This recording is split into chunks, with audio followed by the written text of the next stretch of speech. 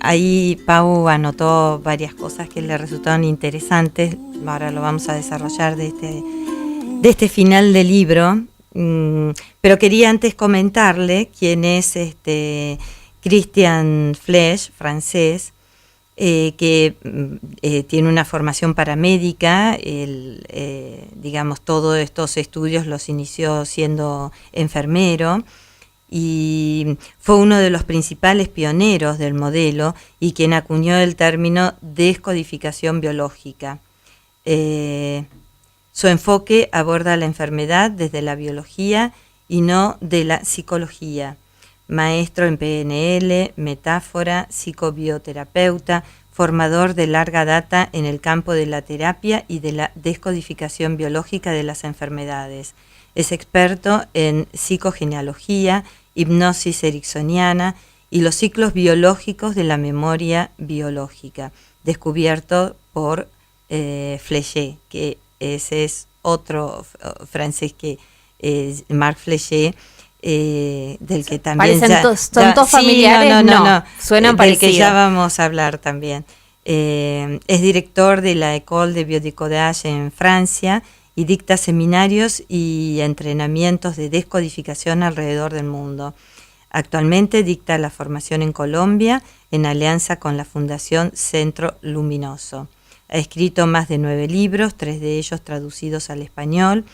El cuerpo como herramienta de curación es uno, el origen emocional de las enfermedades, guía práctica para identificar la causa psicológica de los trastornos de la salud y decodificación psicobiológica de las enfermedades.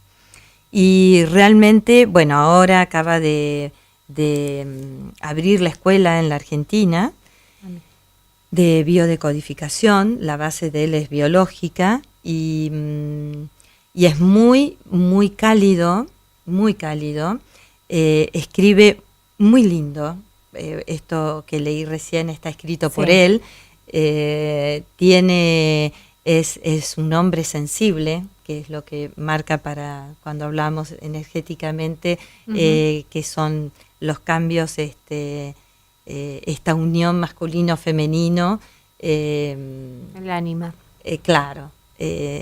Y realmente a mí me pareció maravilloso. Le contaba recién a Pau, después de leer un libro que es así más o menos, tiene un montón de páginas, el final del libro son estas 2 hojitas que acabo de leer. Y yo le decía a Paula, porque muchas veces hablamos de todo esto, cada una desde sus perspectivas. A mí una de las cosas que hace mucho tiempo me viene dando vueltas, que es, bueno, obviamente el tema de la unión, y él en este artículo, perdón, no es artículo, en este final del libro habla de lo más importante es la relación, y termina con la relación con uno mismo.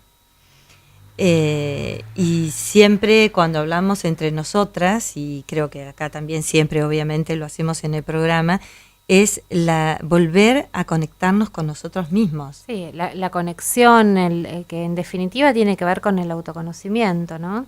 Sí. Pero bueno, por ahí me gustaría retomar un par de las cosas que estuviste hablando para que profundizáramos un poco más.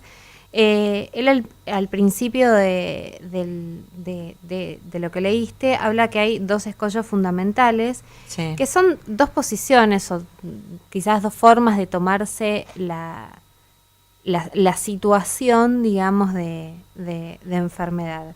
Una es este pensamiento mágico, de esto que dice de hacer creer en Papá Noel, la esperanza de curación, ¿no? Y el otro es la posición de víctima y el fatalismo de sentirse perdidos, ¿no?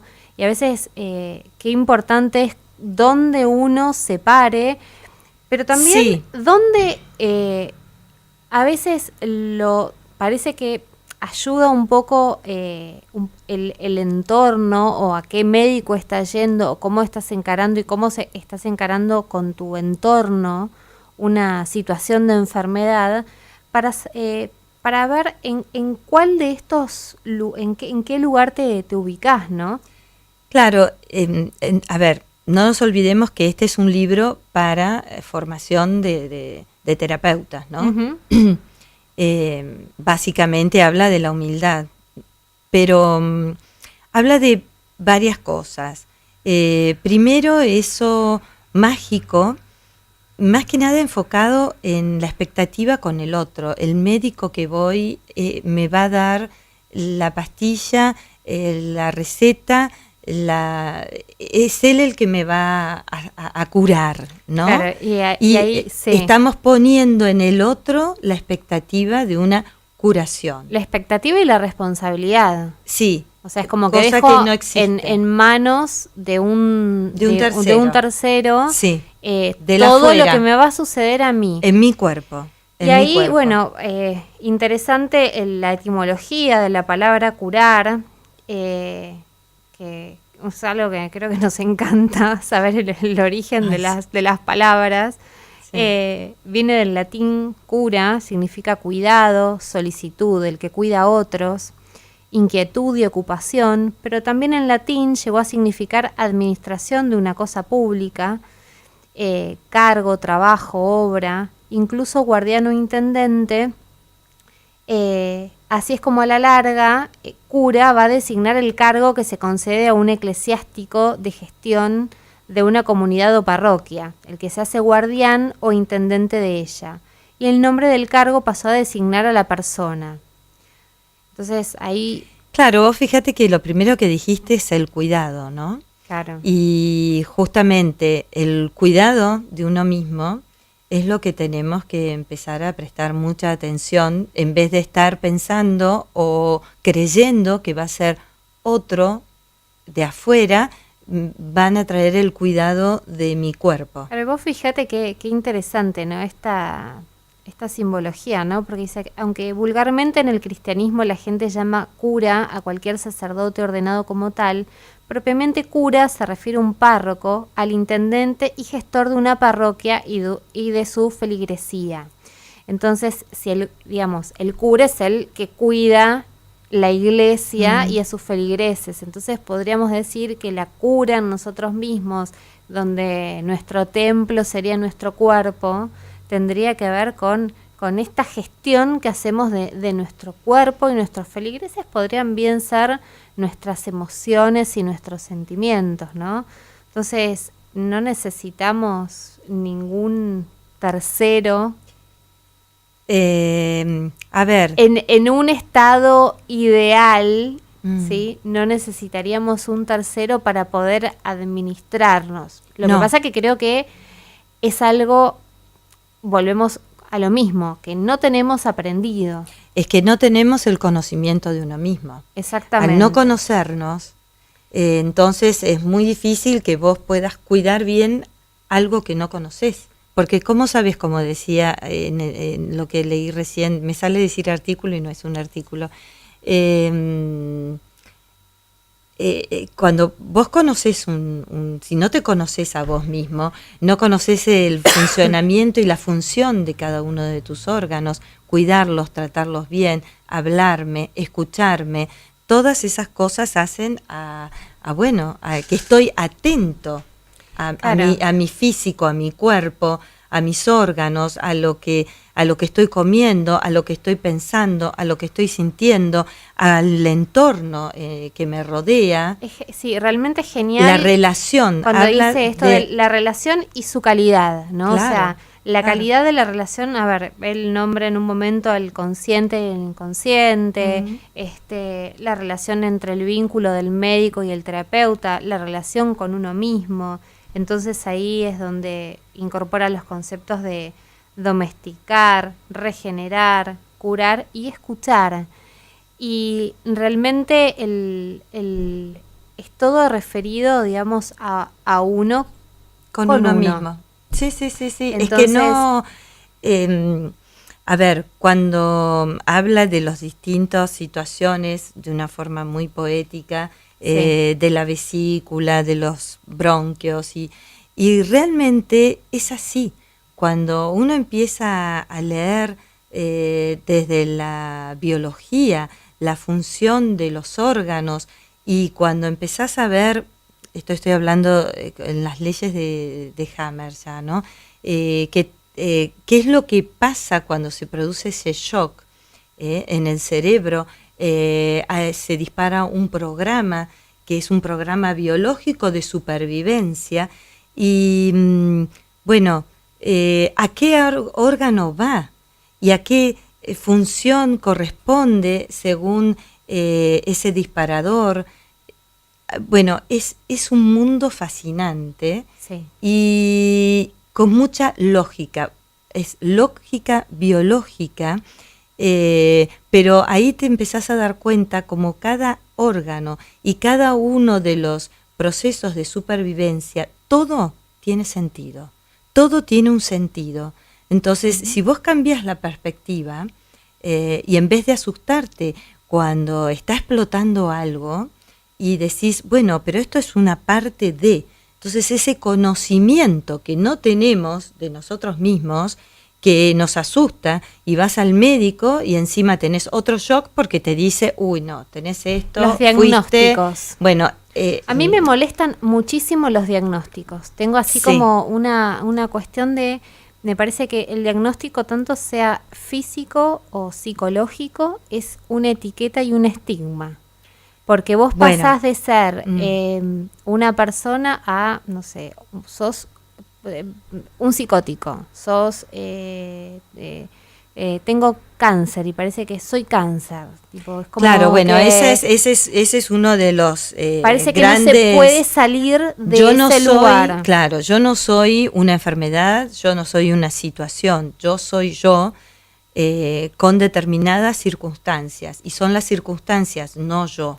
Que no me define. Entonces, claro, tenemos la dualidad justamente es eso, donde nos empezamos a definir, a etiquetar y aceptar esas definiciones y esas etiquetas. Entonces, ahí viene todo un trabajo que Lipton es fantástico, con toda la parte celular, con todo lo que él hecho, es otro de los que me encanta y estudio y doy gracias bueno, no sé si algún día podré saber bien todos los términos que se trabaja, pero te abre la cabeza.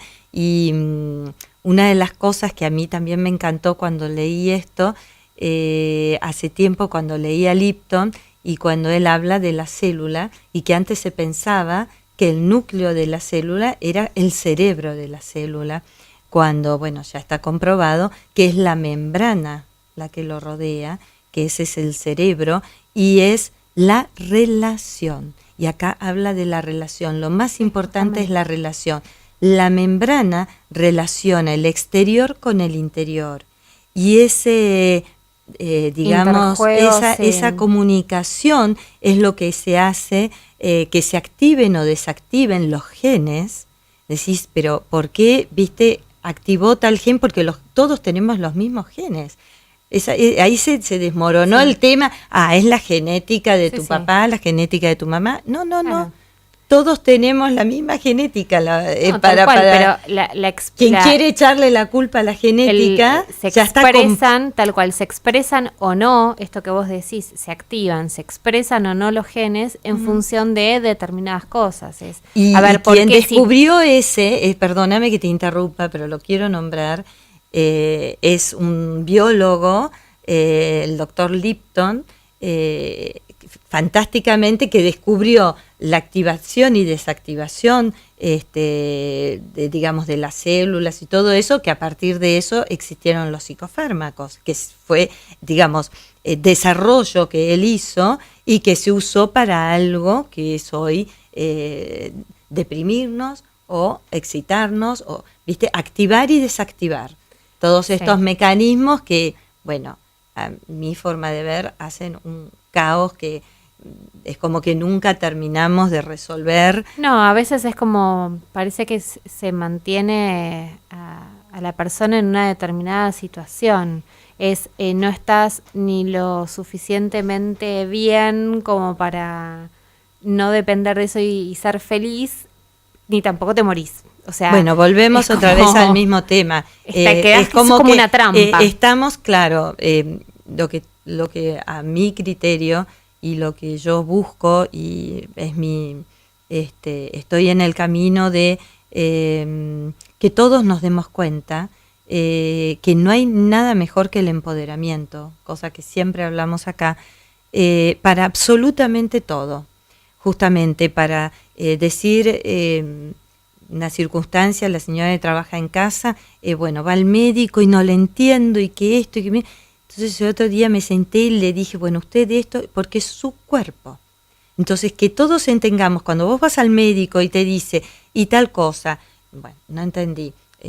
Yo tengo compañeros de estudio que son médicos, y uno de ellos, cuando fui también con una patología de una persona que me había, dijo, ¿qué es esto? Por favor, esto es tal cosa. Me dice, bueno, pero al médico le gusta decir algo que nadie entiende, entonces vos te callás la boca y decís, no entendí. Claro, y te ahí, hablan en complicado, claro, como para... y ya está. Entonces uno se queda y dice, bueno, eso en biodecodificación, en toda la parte psicológica, es como que justamente uno le da, ¿a quién le estoy dando el poder? Le estoy dando el poder al médico. Mirá, y ahí viene toda una parte... Maravillosamente, mi suegra tiene una frase fantástica que dice que uno siempre va a los médicos que le dicen lo que uno quiere escuchar. Sí. Entonces, uno elige a los médicos. Totalmente. Y en función de qué los elegís. Si vos tenés ganas de revolcarte en la enfermedad... que ahí es donde aparece el beneficio secundario. O sea, bueno, hay gente que dice, no, pero ¿cómo va a haber un beneficio en estar enfermo? Sí, psicológicamente uno busca inconscientemente la enfermedad para... Bueno, llamar la atención y estar mimado, claro. sentirse bueno, que eso están es todos muy... pendientes de la persona, decir, ay, mira yo, porque pobre. Entonces me desligo de determinadas responsabilidades o cosas que tengo que hacer o decisiones que tengo que tomar porque estoy enfermo. Entonces, bueno, me resulta un lugar cómodo para quedarme. Hay mucho de eso. O sea, no estoy lo suficientemente incómodo como para moverme. Bueno, eso se ve mucho desde la psicología y con el transgeneracional. Ahí es como que empezás a hacer luz. Lo que pasa que, bueno, volvemos. En realidad, el terapeuta es un acompañante que va a averiguar y la persona va a ser quien decida si quiere entrar en ese inconsciente por el cual se activó este síntoma, que si yo voy a un médico me dice estás enferma de tal cosa. Bueno, vos sabés que en eso Pichon Rivière, que es el creador de la psicología social en la Argentina, tiene un término que a mí me encanta, que dice que el terapeuta o el médico tiene que acompasar, que no es acompañar, es ir al ritmo del otro. Por supuesto. Entonces, que tiene que ver otra vez con lo del principio, ¿no? O sea, con este cuento que leía en honor de nuestro amigo Horacio de Maktub, donde realmente el crecimiento y la evolución personal, cada uno tiene su ritmo. Entonces, si yo te acompaño, pero camino, no sé, a 100 kilómetros por hora y vos caminas a 20, bueno, no te estoy acompañando, porque yo te estoy arrastrando. Entonces, acompasar, ir haciéndole al paso y al ritmo del otro, sí, porque es del otro todo. No. A ver, entendiendo que a veces esto, ¿no? Que es la salud, o existe o no existe la enfermedad, y ahí es donde, retomando a Pichon Rivière, él dice que es la adaptación activa a la realidad.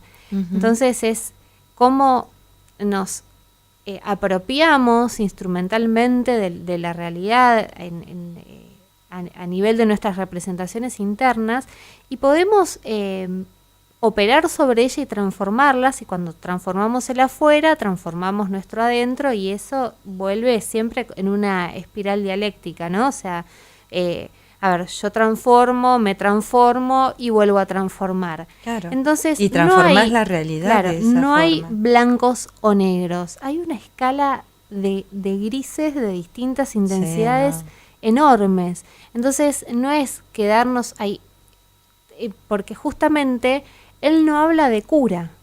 Claro, él no habla de cura en ningún momento.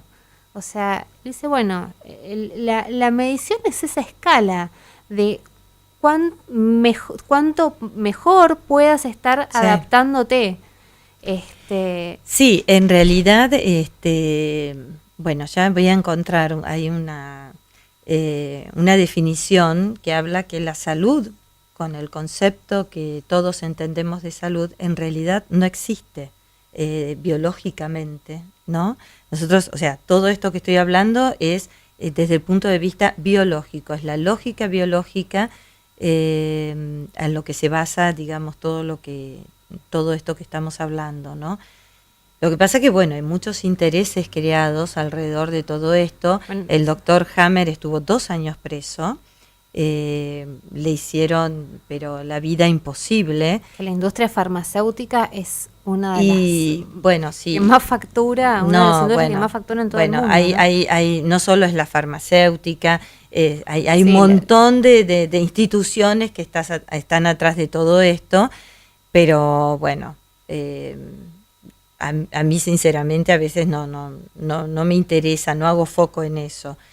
Para mí lo más importante es el autoconocimiento en su amplio sentido, que sea desde el punto de vista biológico, que uno se conozca, que sepamos cada uno que lo que nos está pasando no es que, estoy enferma. Antes otro tema que se habla muchísimo y que es tal cual, te sentís mal, estás con fiebre, tal cosa, lo que sea, vas al médico, te da un diagnóstico terrible.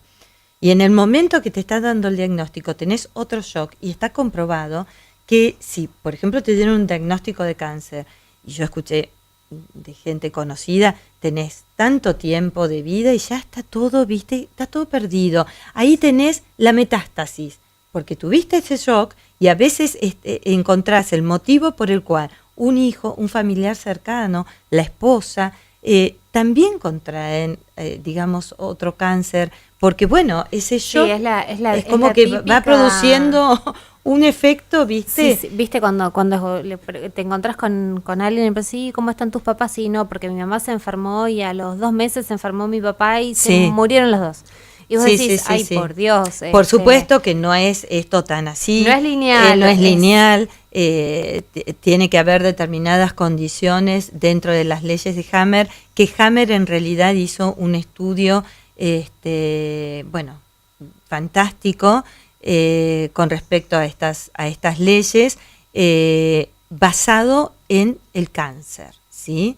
Después, bueno, vino Sabat, que también siguió, y bueno, todos, digamos, todo un grupo de gente, pero bueno, quería empezar con esto porque me pareció que era algo muy ameno para entender cómo, o para empezar a entender cómo nuestra biología tiene procesos de supervivencia. Sí, y volvemos a retomar el concepto de hay que cuestionarse. Sí, totalmente. Hay que cuestionarse y cuestionar todo. O sea, hay que cuestionar al médico, preguntarle, a ver, ¿me da un remedio y por qué? Y no puedo tomar otra cosa, o puedo hacer otra cosa distinta, o tengo que cambiar una conducta, o una alimentación, o un estilo de vida. Y preguntarle al médico, y preguntarle sobre todo a uno mismo, a ver, ¿qué es lo que me hace bien? ¿Qué es lo que me hace mal? Tomar estas pequeñas alertas que nos va dando el cuerpo, para no llegar a veces a... Bueno, lo que pasa es que justamente si no tomamos las pequeñas alertas, después terminamos con estos síntomas que son mucho más agudos, que no significa siempre que el síntoma sea tan agudo y que sea un problema tan... hay distintos grados y distintos puntos en estas 5 leyes de Hammer, donde se explica cada uno, y muchas veces lo que pasa que cuando se está haciendo una fase que es la fase de vagotonía, donde necesitas el descanso, donde hay que desinflamar. ¿Ariel estará en esa etapa de vago? Lo que pasa que muchas veces repetimos y repetimos porque tenía no que hacer terminamos. Ese chiste porque me lo imaginaba acá, que iba a hacer así ese comentario. No terminamos la vagotonía.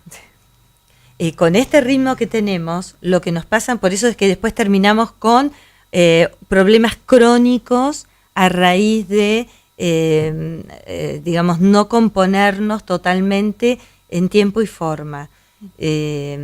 Porque bueno, mejor la gripe, bueno, no, me tomo unas pastillas y en vez de estar 4 o 5 días en cama, a las 48 horas ya estoy trabajando, porque tengo que salir y producir. Paradigma. Sí. ¿No? Entonces ahí pasás de golpe de, no sé, de una cosa que vos decís así, de una enfermedad común a algo crónico en donde ya te dicen, sí. Ahora, es asmático, es no. Diabético, es... Entonces se pasa al yo soy, ¿no? Yo soy eso. Esto. No. Entonces eso es una de las cosas que, tal cual, que hay que romper y salir de ese lugar. Claro, lo que pasa Porque es creo que lo peor es cuando uno mismo se lo empieza a repetir. Porque cuanto más te lo repetís, más te lo crees. Claro, yo creo que todo pasa por una cuestión de entender, de aprender, de desaprender y aprender. Uh-huh. Y empezar a darnos cuenta que por ahí lo que me está pasando en este momento es porque hace 1, 2, 5 o 6 años vengo con un determinado proceso y mi organismo está todavía procesando dentro de lo que son estas leyes de Hammer, porque se disparó un proceso determinado a partir de este shock que nunca dejé que concluyera. Claro. Que lo tapé, que bueno, digamos, sí, hay muchas maneras. Entonces sigo dando vuelta. Y también a mí que me gusta relacionar todo con todo,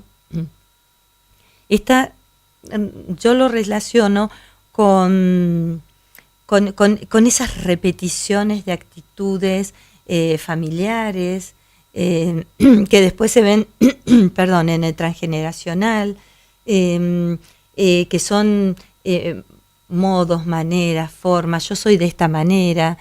Mi papá era de tal forma y yo soy de tal forma, mi mamá, igual, mi hermano, en esta familia las cosas son así. Son así o por el contrario se habla de, por ejemplo, porque yo no quiero ser como mi mamá o yo no quiero ser como mi papá, entonces me enfoco tanto en esa persona que no quiero ser, que no me doy tiempo a construir lo que sí quiero ser. Es entonces que no termino... está ahí puesta la atención tan fuertemente que termina siendo esa persona. Sí, obviamente. Bueno, donde pones el foco, eso es lo que va a crecer. Lo que pasa que, bueno, a veces explicarnos y frenar un poco toda la vorágine y empezar a darnos cuenta, porque en nosotros está ese inconsciente. Cuando hablamos está ese inconsciente. Y ahí, en base a eso, creamos. Y seguimos creando. Y es momento de crear otras cosas. Exactamente. De limpiar y vaciar ese vaso, ese inconsciente, de dejar todos esos prejuicios y todas esas murallas que fuimos creciendo, que fueron creciendo de generación en generación a veces, o bueno, con los años de esta vida. Entonces, bueno, ese conocimiento, esa relación con uno mismo nos va a ayudar a modificar, a ir modificando de a poco. Sí, hay que tener en claro que el inconsciente siempre puja por salir y va a encontrar la forma de escaparse. Y lo que llamamos enfermedad es una manera. Exacto. ¿Vamos a un corte? Dale, buenísimo. You can have from a larger screen device. Photos are easier to see without